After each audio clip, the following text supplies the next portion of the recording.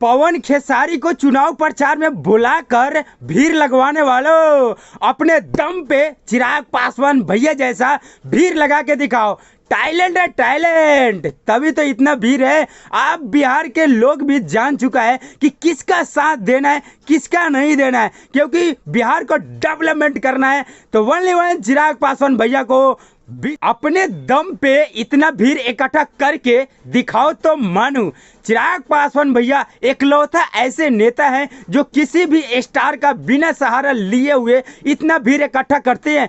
चुनाव प्रचार में जब तक पवन खेसारी न जाए तब तक भीड़ का तो भंबार ही नहीं लग सकता, लेकिन चिराग पासवान भैया ओनली वन चिराग पासवान भैया अकेला अपने दम पे इतना भीड़ इकट्ठा करते हैं। पवन भैया एंड खेसारी भैया किसी भी चुनाव प्रचार में चले जाएं एंड कोई भी भोजपुरी कलाकार किसी के भी चुनाव प्रचार में चले जाए भाई, उसमें तो भीड़ भर भर के आता है, भर भर के आता है। आपने देखा होगा कि बस और कलाकार तो जाते हैं तो भीड़ तो होता ही होता है, लेकिन जो सबसे ज्यादा भीड़ इकट्ठा कर पाते हैं वो है पवन सिंह एंड खेसारी भैया। मतलब पवन सिंह भैया एंड खेसारी भैया सबसे ज्यादा किसी भी चुनाव प्रचार में चले गए उसमें भीड़ नहीं, भीड़ के भंबार लग जाता है। मतलब बहुत सारे भीड़ हो जाता है, इतनी भीड़ हो जाता है कि भाई मत पूछो। लेकिन यहाँ पर इग्नोर चिराग पासवान भैया को भी नहीं किया जा सकता है कि क्योंकि चिराग पासवान भैया आज के डेट में राजनीति में है, लेकिन एक सुपरस्टार के लिए इतने सारे भीड़ होना जायज है।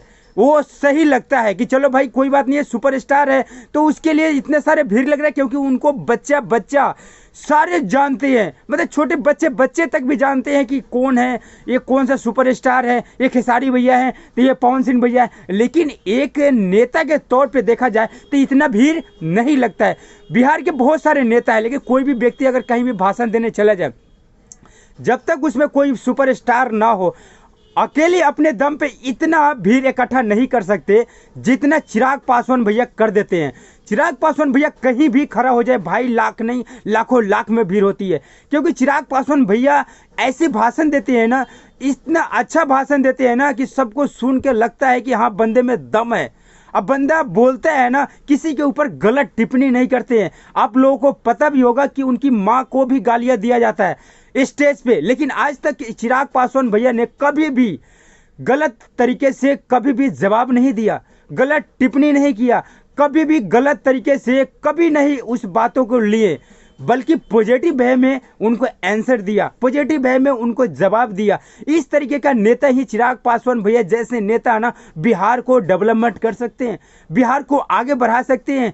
जितना भी आज की डेट में बढ़ा है बिहार, जितना भी बढ़ा है, लेकिन भाई हम सभी बिहार के सभी बिहार वासियों को अगर चिराग पासवान भैया सीएम बनते हैं, हम लोगों के लिए बहुत ही अच्छा होगा, क्योंकि भाई एक नई जनरेशन आएगी तो नए तरीके से नए डेवलपमेंट होएगा बिहार।